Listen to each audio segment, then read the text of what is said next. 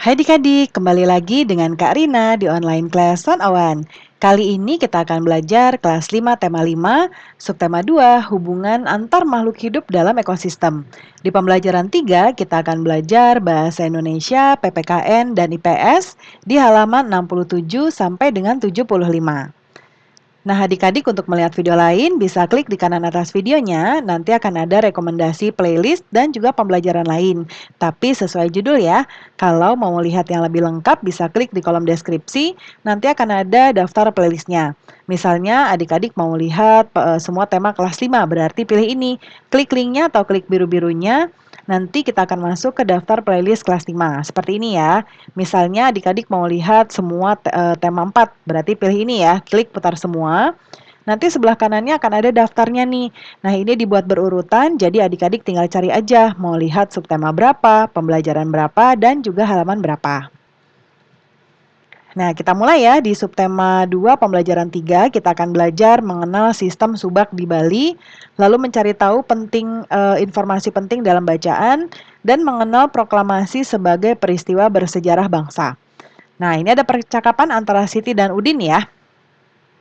Nah, kemudian bisa dilihat di sini kata Siti, sebagai sebuah negara kepulauan, selain memiliki keragaman ekosistem, Indonesia juga memiliki keragaman ketampakan alam yang luar biasa, kayak kata Siti.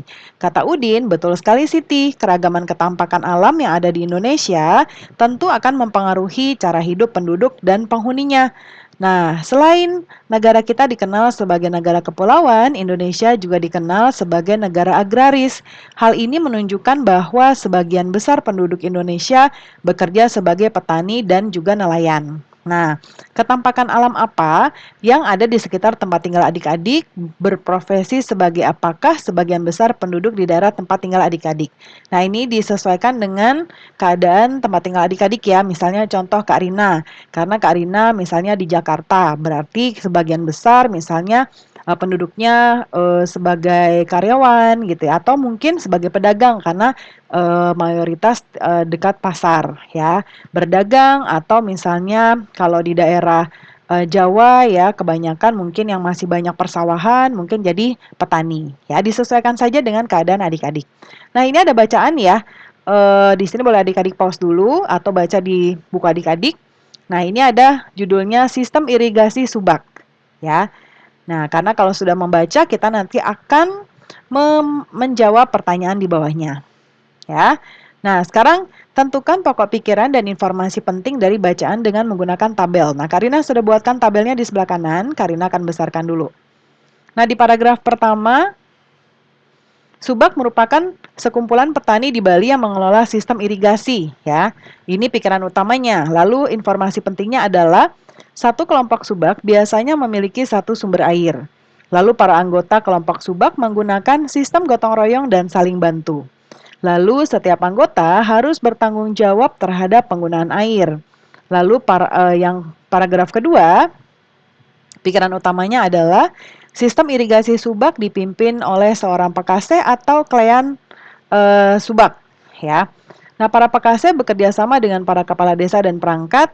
Lalu nomor 2, yang kedua informasi pentingnya, para pekase ini diangkat oleh petani. Mereka mengatur dan memberitahukan ketersediaan air pada areal persawahan kelompoknya.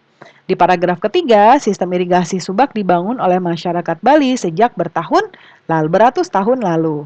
Lalu yang nomor 1, untuk informasi pentingnya, semua persoalan pertanian dibahas secara musyawarah, lalu Subak memperhatikan asas kerjasama dan keadilan dengan menggunakan sistem peminjam air. Kemudian 2012 Subak diakui sebagai salah satu warisan dunia oleh UNESCO. Ya. Nah, Karina kasihkan lagi karena ada pertanyaan nomor 2. Nah, buatlah ringkasan berdasarkan bacaan tersebut. Nah, ini Karina sudah buatkan ringkasannya ya. Adik-adik boleh di-pause dulu lalu dicatat. Nah, ini bagian keduanya ya. Kalau sudah, kita akan menjawab ke nomor 3. Jangan lupa di-pause dulu ya. Yang nomor 3, bersama kelompok, diskusikan pertanyaan-pertanyaan berikut ini. Jawab di buku catatan, lalu presentasikan hasil diskusinya. Yang pertama, yang A, apa tujuan dibentuknya subak? Nah, tujuannya adalah untuk mengatasi persoalan air. ya, atau irigasi. Yang B, apa saja manfaat yang diperoleh para petani dari sistem irigasi subak di Bali? Manfaatnya yaitu petani mendapatkan air yang cukup untuk sawahnya, melatih petani setiap tanggung jawab terhadap penggunaan air, lalu cara menjaga kualitas air, jumlah air yang akan dialirkan, dan waktu pengairan. Lalu yang C, apa sajakah peran pekaseh? Nah, para pekaseh bekerja sama dengan para kepala desa dan perangkat desa dalam mengatur dan memberitahukan ketersediaan air pada areal persawahan milik kelompoknya. Lalu yang D, bagaimana cara anggota kelompok subak di Bali mengambil keputusan? Semua keputusan dalam subak dibahas secara musyawarah ya, dan perencanaan yang baik ini sesuai dengan sila keempat. Yang E, apa yang menyebabkan sistem subak berhasil meraih perhatian dunia? Nah, subak tidak hanya memperhatikan sistem irigasi saja, tapi juga memperhatikan asas kerjasama dan keadilan dengan menggunakan sistem meminjam air kepada para anggotanya.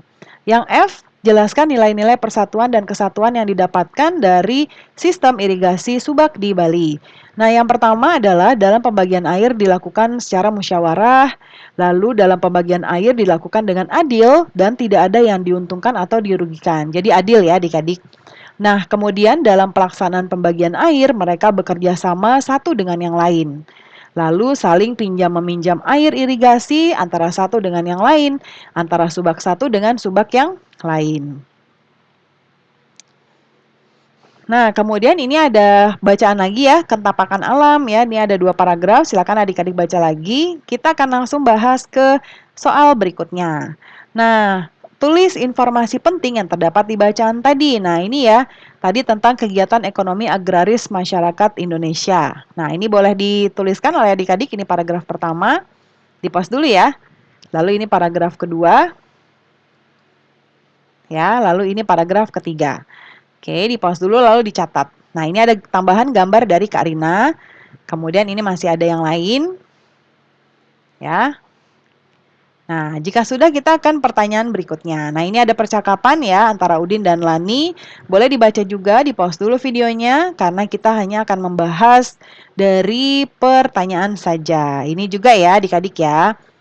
Nih, peristiwa proklamasi kemerdekaan Republik Indonesia. Boleh di-pause dulu bacaannya?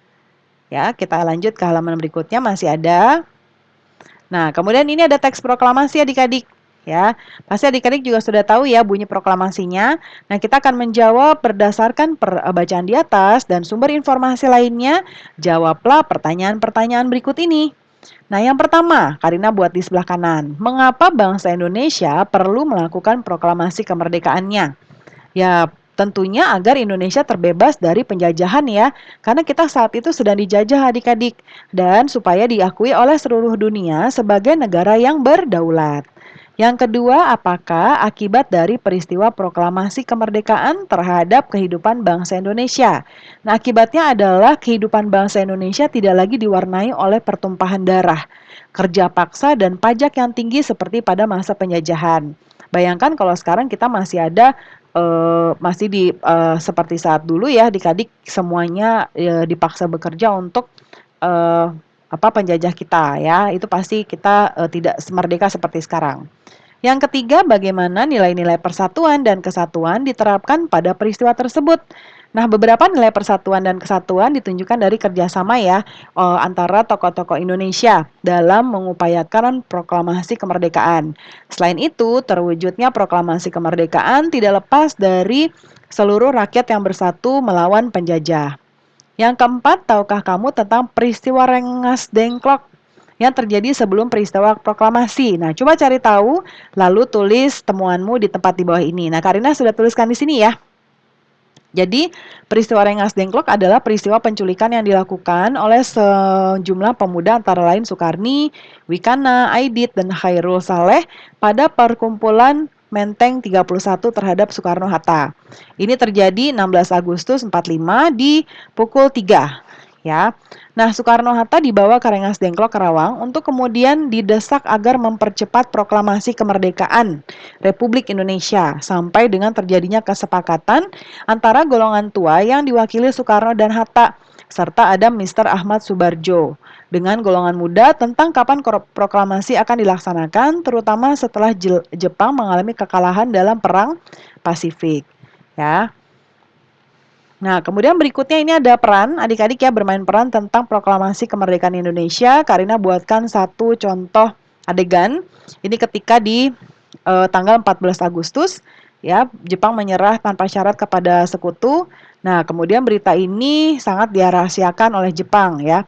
Nah, kemudian di sini di Pegangsaan Timur nomor 56, di mana ada Syahrir, Wikana, ya, Darwis tiba di kediaman Soekarno. Ya, nah ini ada percakapan antara Insinyur Soekarno, Sultan Syahrir, boleh adik-adik pause dulu, ya, dicatat untuk naskahnya. Nah, kemudian berikutnya ini, ya, ada Muhammad Hatta juga di sini. Ya, selanjutnya ada Hairul Saleh, ada Wikana juga. Ya, lalu, nah ini sampai sini. Ya, boleh dicatat ini untuk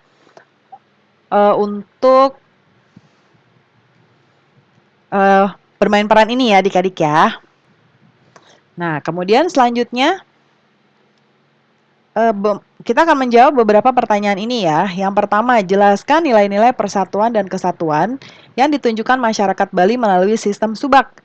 Nah, nilai persatuan dan kesatuan dari sistem irigasi subak ditunjukkan dari prinsip asas kerjasama dan keadilan sehingga para petani saling bergotong royong dan saling membantu dalam masalah pengairan sawah. Selain itu, segala persoalan pertanian dibahas juga ya dalam musyawarah tersebut.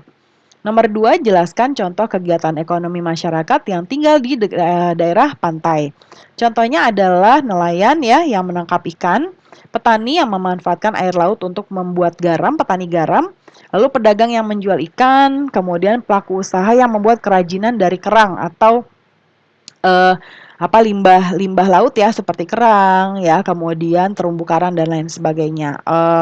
Dari di laut juga biasanya ada, kalau terumbu karang dilindungi ya adik-adik, itu tidak. Nah, jadi kadang-kadang juga ada bikin agar-agar juga mungkin ya dari uh, nah, bisa juga dari rumput laut ya. Kemudian jelaskan secara singkat peristiwa proklamasi kemerdekaan. Nah, ini ya boleh dicatatkan adik-adik ya karena cukup panjang. Kalau dirasa terlalu banyak boleh diringkas. Oke, selanjutnya kita ke sini ya. Nah, nomor 4, tahukah kamu mengapa golongan pemuda meminta Insinyur Soekarno dan Dr. Andes Muhammad Hatta untuk membacakan teks proklamasi kemerdekaan Republik Indonesia? Nah, mereka meminta Soekarno dan Muhammad Hatta untuk membacakan teks proklamasi karena golongan pemuda mendengar kabar menyerahnya Jepang kepada sekutu ya dalam Perang Dunia II di 15 Agustus 1945. Lalu yang nomor 5, terakhir, apa manfaat yang diperoleh rakyat Indonesia dengan adanya peristiwa proklamasi kemerdekaan Republik Indonesia? Nah, yang pasti kita menjadi lebih sejahtera karena tidak ada lagi pertumpahan darah, kerja paksa, dan pajak yang mencekik warga atau masyarakat ya. Nah, pembelajaran kita sudah selesai ya adik-adik.